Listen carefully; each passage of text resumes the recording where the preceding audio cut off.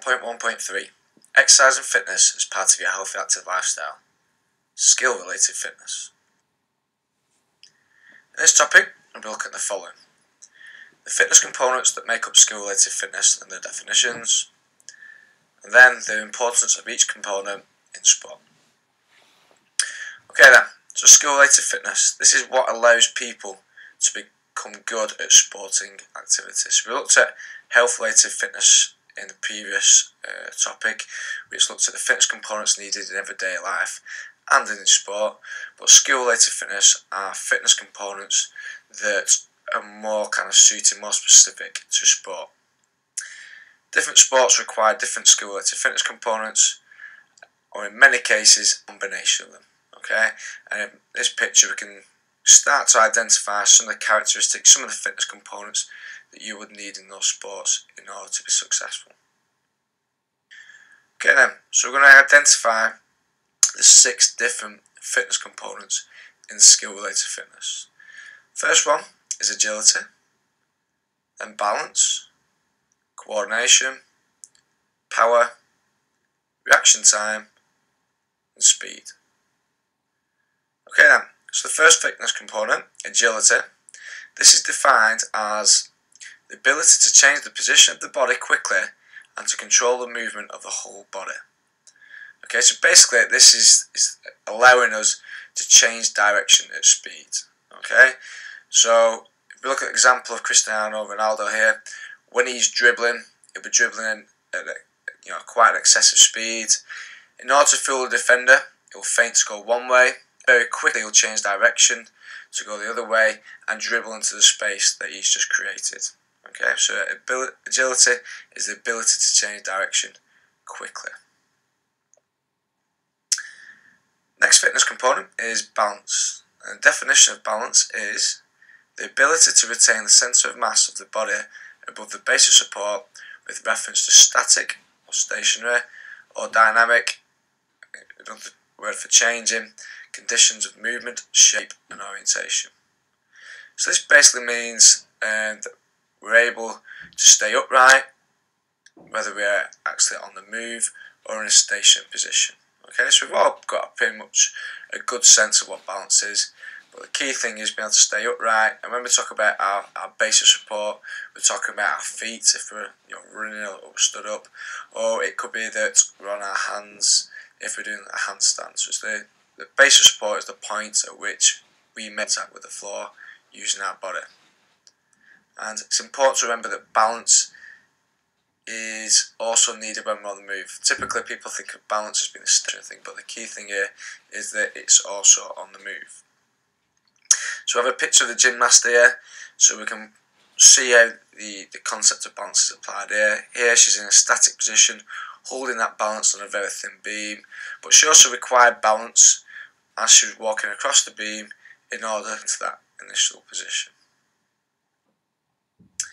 Next fitness component then is coordination, and that's definition is the ability to use 2 or more body parts together.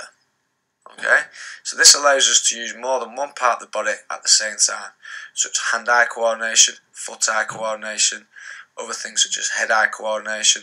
So this is the ability to kind of use one body part whilst you're doing something else. It's kind of multitasking. So we have an example here of Rafa Nadal. Tennis players, a really good example of people who need coordination, because as he's moving about on the court, using his legs to move forward or backwards or sideways, he's also having to use his arms to drive the racket in order to hit the ball. So he's using his hand-eye coordination in order to play a shot. Next fitness component then is power, and the definition of power is the ability to undertake strength performances quickly.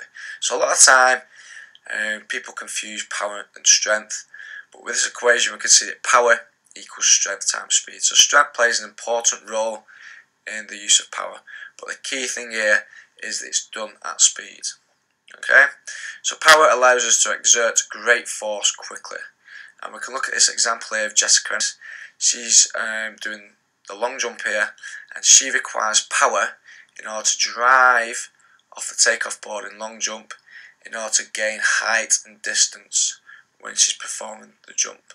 So power is using strength but done with an element of quickness about it.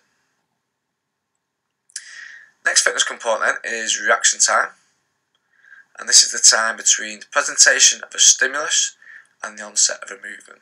Okay, so this allows us to respond quickly to something that might occur in the activity. So stimulus is something that, a piece of information you see or you sense within that activity.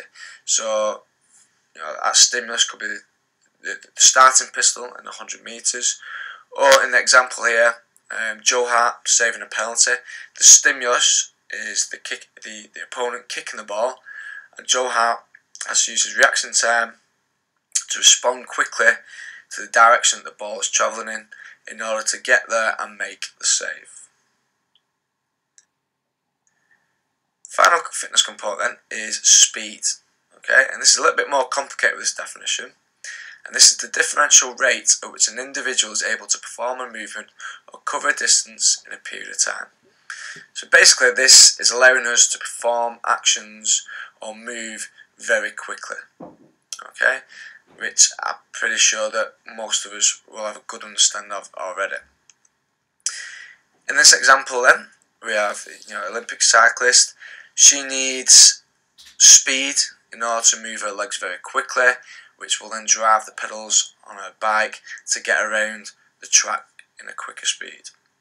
And obviously reduce the time it takes for her to get around the track and make her more effective at beating her opponent. So, skill-related fitness. There's 6 fitness components. So we need to remember agility, balance, coordination, power, reaction time, and speed. Okay, and the acronym I'm going to use to remember this is Angry Blue Chickens, Peck Red Seed. Okay, so it's Angry Blue Chickens, Peck Red Seed. By all means, come up with your own acronym to remember these 6 fitness components. So, the thing with skill-related fitness, you need to remember, in order to be successful in sport, a combination of all these skill-related fitness components is needed. So here we've got Sam Burgess, who was a rugby league player and has recently moved over to rugby union. If we think about rugby union and the fitness components he might need, if we think of agility, he's going to need that in order to beat players when he's on the attack, when he's running with the ball, so that he can pretend to go one way and then change that quickly to move into space in order to beat his opponent. He also needs balance. And when he's changing very quickly, when he's running with the ball, if he hasn't got good balance, he can be knocked to the ground very, very easy, and that will make it easier for the defenders to stop him in his tracks. Coordination, he needs to be able to pass and to catch the ball while he's on the move. He will not be an effective rugby player if he had to be stood still in order to pass the ball or to receive it, because it will make him a very easy target to be tackled. He also needs power. If you look at the size of him, he's very muscular.